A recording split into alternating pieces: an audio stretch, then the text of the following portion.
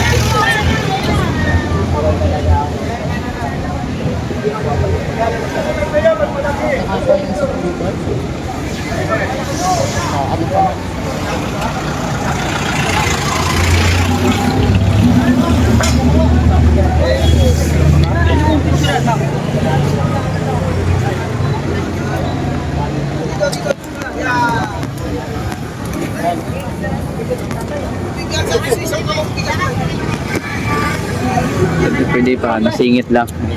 Salamat. Ito, ang mga Pilipino.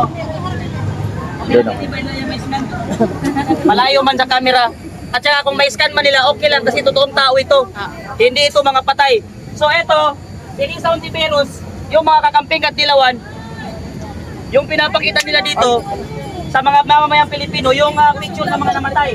Tayo, yung picture ng mga Pilipino naniniwala kay PRRD. Ayan, no? Pangalan, pirma. Tambak. Oo, hindi ka pwede pumirma kung walang ID.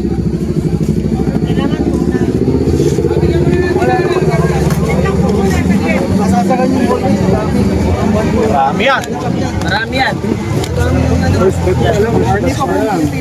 Bantayan po ang Pilipinas. Bantayan mabuti, baka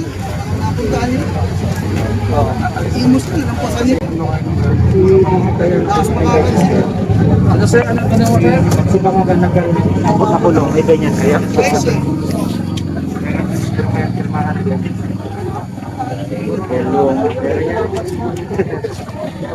Mga bossing. Ito ko sa mga doble yan. Ang liwag ng buwan tanda ng Supreme Court pag dito ilalagay. Pwede nga ipasok yung van. Pwede sana pumasok yung van sa loob. Hindi pa rin. Ano naman? Pwede naman pumasok yung van sa loob. Hindi pumasok lahat. Hindi pwede nga ipasok eh. Ano? Ito pa yan eh. Pulutan, tama po konti. Lalabas sa isa yung hindi pa nagsiswimming, madilim na. 100,000. Higit 100,000 to. First batch. Explain ko ba? Nagulat kasi sila, ang dami. Oo. Kaya pinastop niya. Sabi ko may oo, napansin ko yun kanina. Tinatigil kasi ang dami. Yan, nilabas na nila lahat.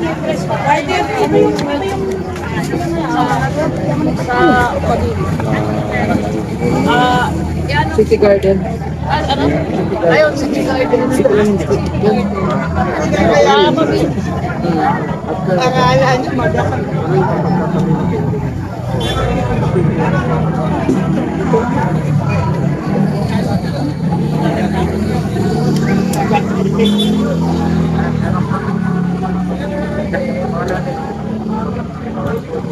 Itong box na po, yun ang dito. Ito, mga balik-bayang box na malalaki. Yun ang ba't pa lang to. Ayan, again, lahat po yan, hindi yan, walang lahat yan, pwede nyo i-verify kasi kung natin yung ID number. Mga totoong pirma yan. Pwede nyo po lahat i-verify yan. Pero kayo tanong kanina? Pag si Vivian kaya sa kulong, nakakaas na yun ba? Hindi ka kaya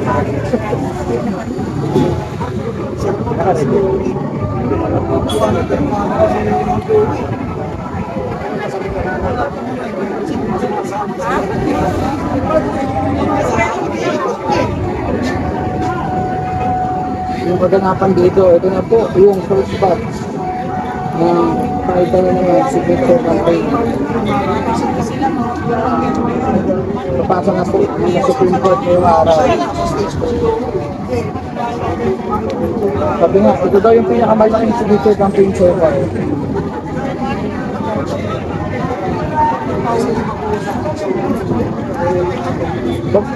Ayan, bakit kami di pa nakapirma? Don't worry po, tuloy-tuloy pa rin po ang signature campaign. Hanggang hindi na po umaaction ng ating Supreme Court doon sa mga highest cases signature, sa tuloy-tuloy po. Thank you po sa inyong support sa effort ninyo no to keep any minute now lalabas si Joey. Tatawagin ko lang yung mga petitioners na nag-sign para makilala ninyo. Sa pagpunta namin today, no, kasama namin ang BARM community, nagmula pa Cotabato, lumipad sila dito para suportahan. Hanapin ko lang sila para makita natin ang BARM. Barb! Barb! Oh, Tara, microphone. Sir Mike. sige lang po.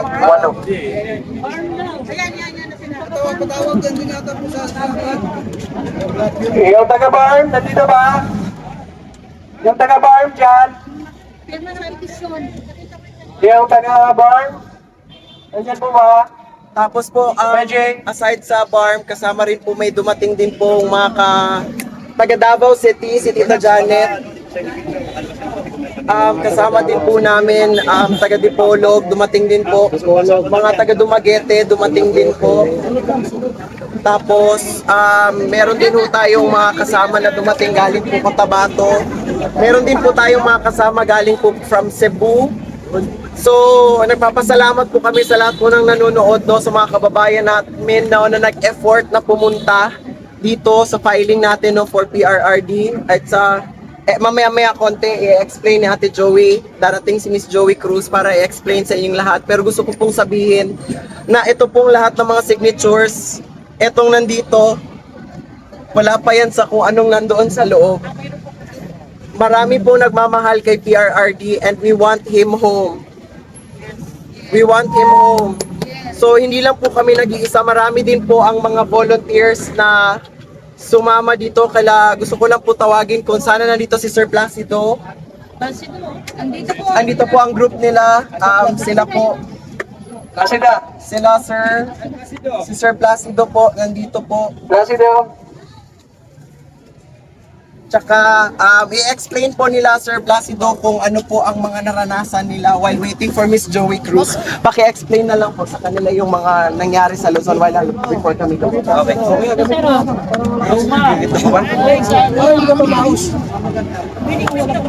Mura ako dito. Una po sa... Di na siguro. Wag na, sir, wag na. Wag na. Wag na, sir.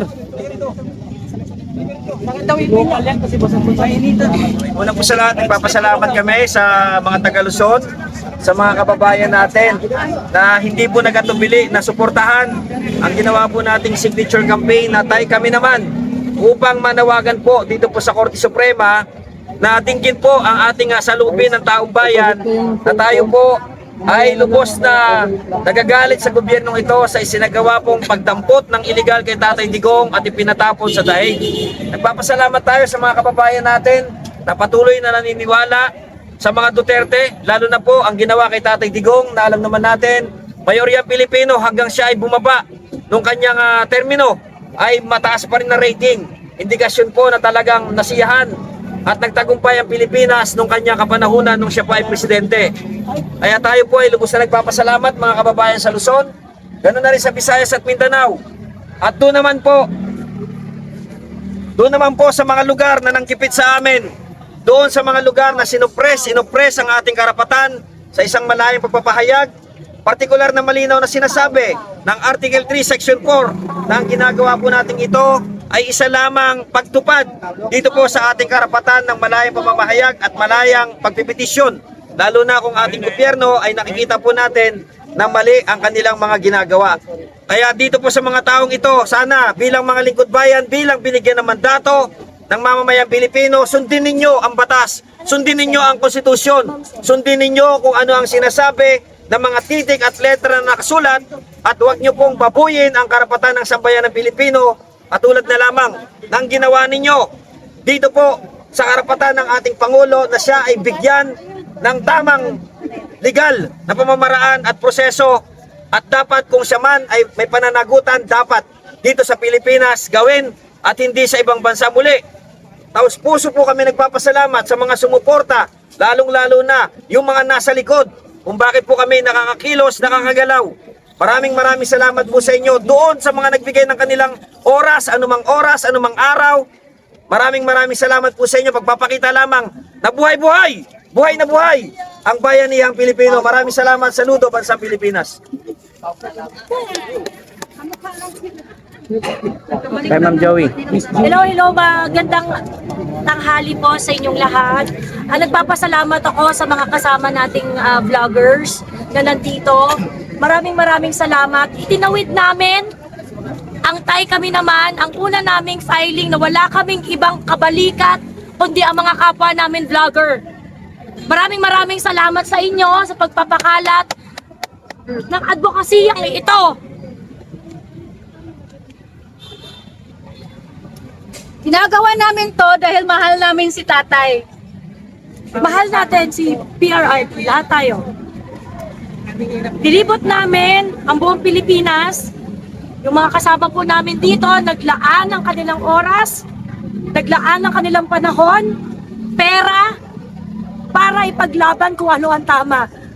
Ngayong araw na ito, 162,561 na Pilipino ang nanindigan at nagsusumamo sa Supreme Court na magdesisyon na sila sa mga habeas corpus cases ni PRRD dahil hindi tama ang ginawa kay PRRD. Tuloy-tuloy po ang signature campaign at inaasahan po namin na mga kababayan namin na hindi pa nakakapirma ay sasama sa atin para manindigan. Ito ay hindi lang para kay PRRD, ito ay para sa kinabukasan ng lahat ng kapamilya natin at ng mahal natin sa buhay. Si PRRD, sikat siya, mahal siya ng mga Pilipino. Yung ginawa kay PRRD, marami tayong magtatanggol sa kanya. May magsisignature campaign sa kanya, may tatayo para sa kanya. Pag hinayaan natin na walang gagawin ang ating gobyerno para kay PRRD, sino ang pipigil pag ikaw ang nawala? Pag ang pamilya mo ang nawala? Walang magsisignature campaign para sa inyo pagka kayo ang kinidnap ng gobyernong ito. So nananawagan po ako sa lahat ng Pilipino na naniniwala na mali ang ginawa kay PRRD. Udyukan natin ang Korte Suprema, magmakaawa tayo sa Korte Suprema. Tuloy-tuloy tayong mag-file ng ating manifestasyon, ihatid natin sa kanilang katotohanan na nakikita natin ang mali. At nagsusumamo tayo sa Korte Suprema na protektahan ang karapatan ng bawat individual na nandito. Maraming salamat po at magtulungan po tayo moving forward. May mga katanungan po. May mga tanong po kayo, gusto nyo itanong? After po nito, ano po ang sunod na We will collect more signatures. Magpa-file kami at hanggat hindi nagdidesisyon ang Supreme Court at hindi tayo nadidinig, tuloy-tuloy ang pagpa-file natin at nananawagan kami sa lahat ng mga kasama naming vlogger na ipakalat ang balita. Tayo ang nagtulungan dito simulang-simula pa lang. And I'm very proud of my comrades who are here who also signed the petition with us, lead the signature campaign with us. We have Ma'am Janet from Davao, Matinig Idol dito sa Manila, si Ma'am Tin Takahashi ng Cebu, Placido, Central Luzon, si Ma'am Ana, kasama ni Sir Placido, si Sir Vic, Marvic, tama po? Kababayan. Oo, Kababayan PH, maraming salamat. Simulang-simula, kasama po namin. At si Kuya Park na nandyan po. At si Ma'am Zaida Sema na naiinitan lang mula sa Cotabato City. At yung mga iba pa na hindi namin napangalanan na wala dito ngayon. Pero matindi ang ambag sa pinaglalaban natin ngayon. Masbate, Iloilo, yung ibang mga probinsya ng Dipolog, Cagayan. yes, at napakarami pang ibang mga lugar at sana wag tayong tumigil hanggat hindi nakakauwi si PRRD. Tayo naman ang magtanggol kay PRRD. Maraming salamat. Nagpapasalamat din po tayo, walang sawang sumuporta sa atin ito, no? Ang kanilang Pangulo, si Kuya Unin, ang DRS Riders, maraming salamat. Hindi nyo po kami iniwan mula Batangas hanggang Cavite, maraming salamat po, saludo po sa DRS Riders. May mga tanong pa po. May mga tanong pa po kayo bago kami Bago po kami mag-proceed. Ma'am, Tropang Bisaya po. Mensahe mo na lang po sa mga personalidad na nagtulong-tulong upang mapadala si dating Pangulong Duterte sa dahig. May hangganan ang kapangyarihan. Kaya tayo merong kaya tayo may Korte Suprema para magsabi kung sobra na sila o hindi. So that is why nandito tayo ngayon sa harap ng Korte Suprema. We are pleading before the 16 justices. Nagmamakaawa kami, mga sir, mga ma'am. Tindigan nyo naman po yung karapatan ng ordinaryong Pilipino. Si PRRD, dati siyang Pangulo, ordinaryong Pilipino na lang siya ngayon, wala na siya sa pwesto. Sana naman po wag nating hayaan na yung karapatan ng Pilipino ay tatapak-tapakan sa ibang bansa. Kahapon, binalita na si PRRD ay hindi maaaring madalaw ng pamilya. I do not know, but in the Philippine setting, hindi yan po pwede. Hindi po pwedeng i-deprive ang isang tao na makita ang kanyang pamilya. Sana naman po, protektahan natin yung kapwa natin Pilipino na binababoy-baboy sa isang institusyon na hindi naman tayo parte. So manindigan po tayo at ang pagkilos po natin na ito, ang signature campaign po natin na ito ay isang hakbang, unang hakbang para mai-assert natin ang ating pagka-Pilipino sa mundo. Hindi natin hayaan na yung kapwa nating Pilipino nandun sinusukat gamit ang batas ng iba. Kaya nga tayo may konstitusyon Kaya nga tayo merong karapatan. Dapat i-apply natin, i-insist natin ang karapatan ng isang Pilipino ang dapat masunod dahil siya ay Pilipino. After daw ito, saan daw po?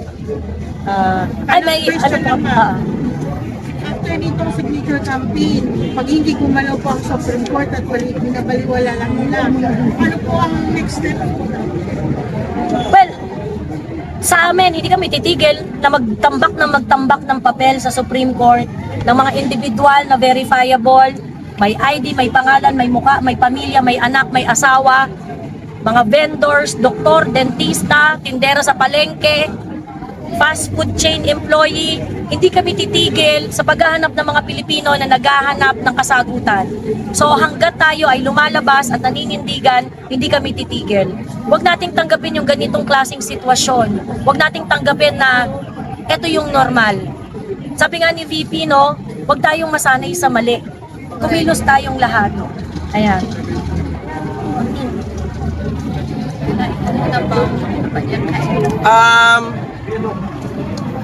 Nasa Davaoenyo, reborn and raised, I got that opportunity to defend somehow former President Rodrigo Roa Duterte by this opportunity na nabigay sa akin. And I've witnessed sa pag-iikot namin sa buong Pilipinas, Luzon, Visayas, Mindanao. I saw it myself with my own two eyes kung gaano po minahal ng Pilipino si PRRD. Hindi ganito karami ang signatures. Kung walang nagmamahal kay PRRD, lahat sila pumunta, lahat sila nakiisa, and nananawagan din po ako, sabi nga ni Ate Joey, hanggat hindi sila sumasagot, maraming Pilipino ang tatayo para kay PRRD until he is back home. Tulungan niyo po kami magdasal, makiisa po tayo hanggang siya ay makabalik. Maraming salamat po. Thank you po, ma'am. Thank you po. Thank you po.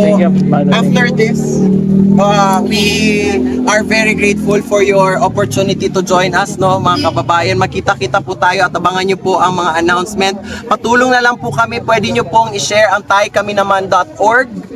Pwede kasi yung mga OFWs natin na kapamilya na gustong sumuporta at sumali, pwede silang mag-download ng sheets sa taykaminaman.org. Hindi nila kailangan hintayin tao. Oo, hindi na nila kailangan antayin na pumunta pa yung caravan sa inyo. Kayo mismo, kung gusto nyo na ipakita ang suporta kay PRRD, pwede nyo na po gawin yan sa mga tahanan ninyo. Pumunta lang kayo. Oo. Company, please support. The campaign. The campaign. Maraming salamat po. Thank you. Thank you po. Maraming salamat sa inyong lahat.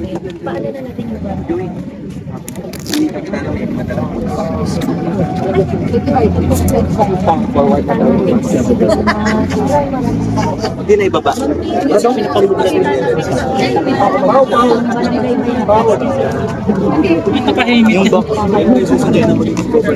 Basang-basa na yung helmet ko kayo. May magsusumpong pa sa inyo. Wala ko kalo eh. Baka Alam mo yung takot na balaglagan ng gulong ng aeroplano? for safety rin lang din yan. Hindi tayo makilala. Ay, mga kasama. Saan? City Garden. Ha? Food pack. Saan? Tap. Sino mag-supervise? City Garden? Sino mag-ano? Sino mga nandun? Mga tao? Kilometran? Saan yan? City Garden. Dong!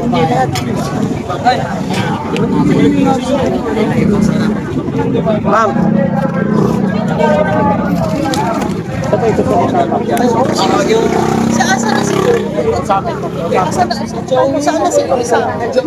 Eh, kausapin mo muna. City Garden.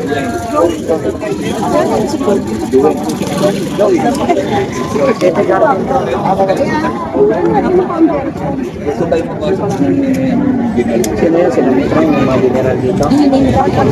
Ordinary, one of the highlights of the Office of the Vice President's 90th anniversary celebration. This exhibit invites us to rediscover the Vice Presidency as a vital force in nation building.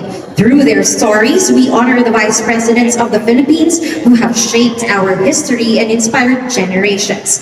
The OVP pop-up exhibit will be on display here at Fisher Mall, Malabon, starting today, February 18 until March 3, 2026. Beyond this location, this exhibit is also displayed at various sites, including Basilan National High School, Isabela City, Basilan, Isabela State University, Echagay Campus, Isabela, University of St. LaSalle, Bacolod City, Jose Maria College Foundation, Davao City.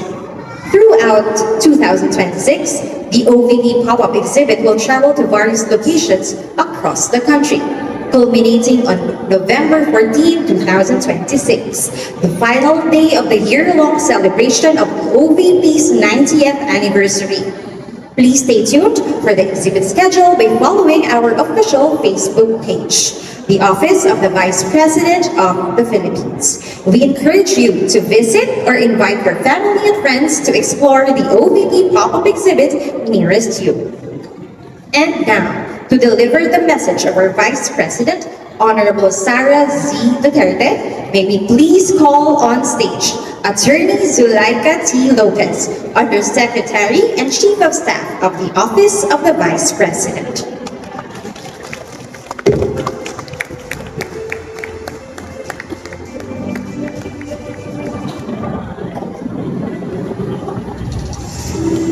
Good morning all. I'm Bunta.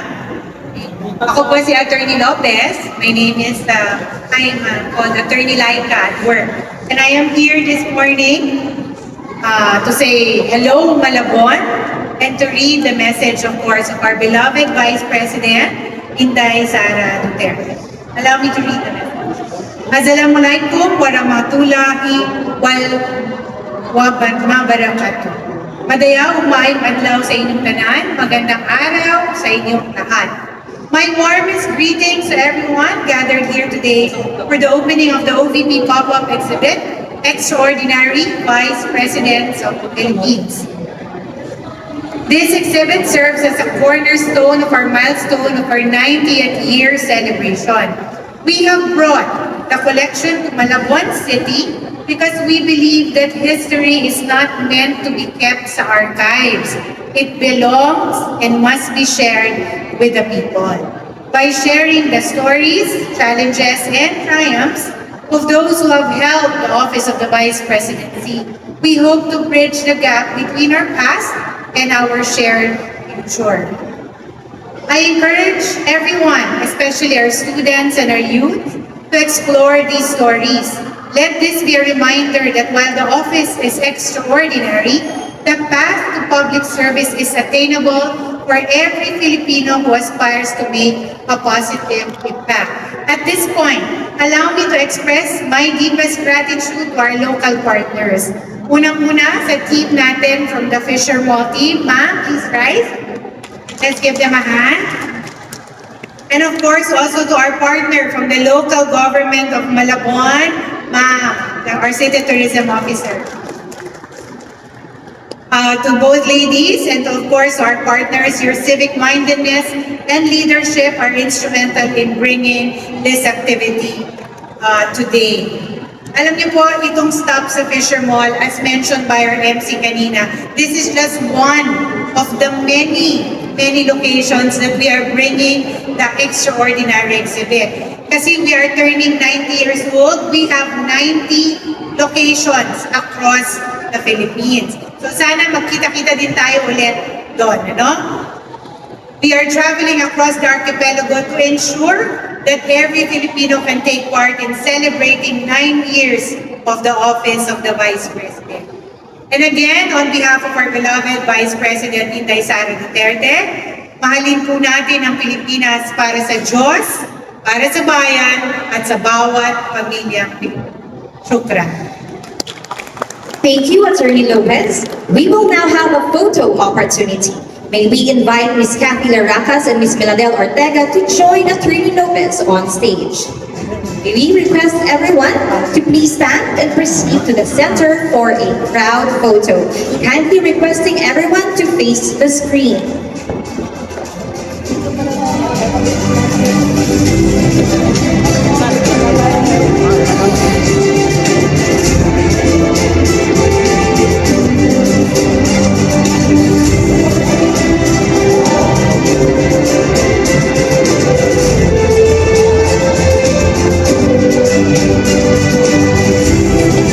Thank you, everyone. May we kindly ask our honored guests to please remain on stage.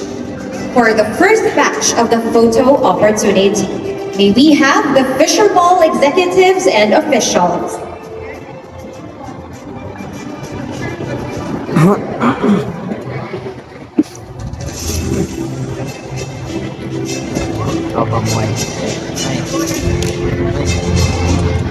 Please be ready, University of Local Government of Malabon officials.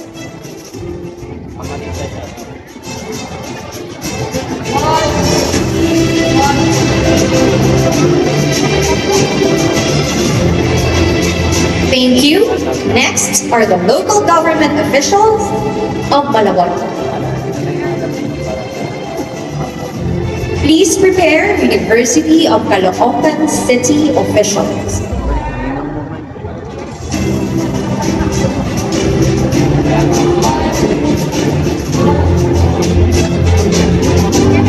Thank you. Next. All right. Thank you. Next are the University of Caloocan City officials. Please prepare University of the East.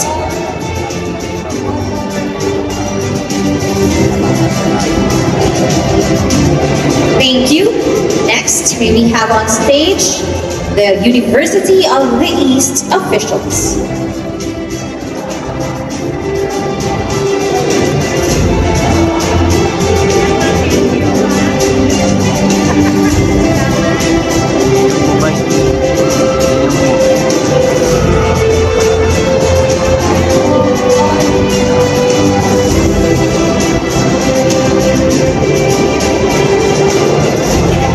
Thank you, everyone.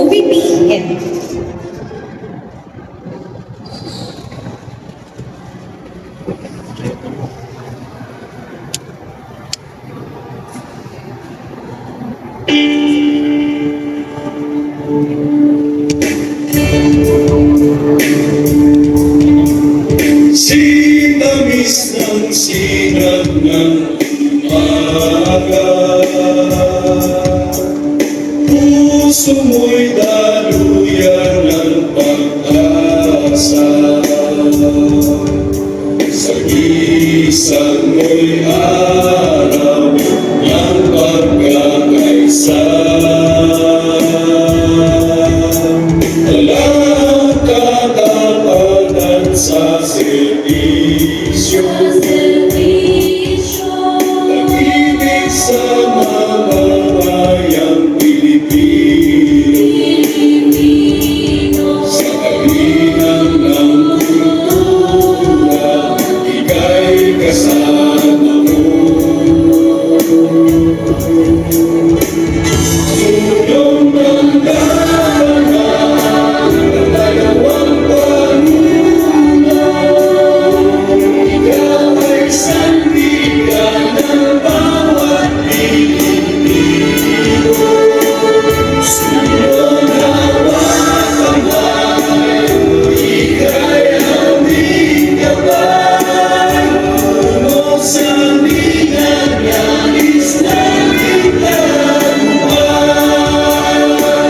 sulong ang labanan ang dalawang pangulo, ikaw ay sandigan ng bawat Pilipino. Sulong hawakan mo, ika'y aming gabay, puno sa minanyais na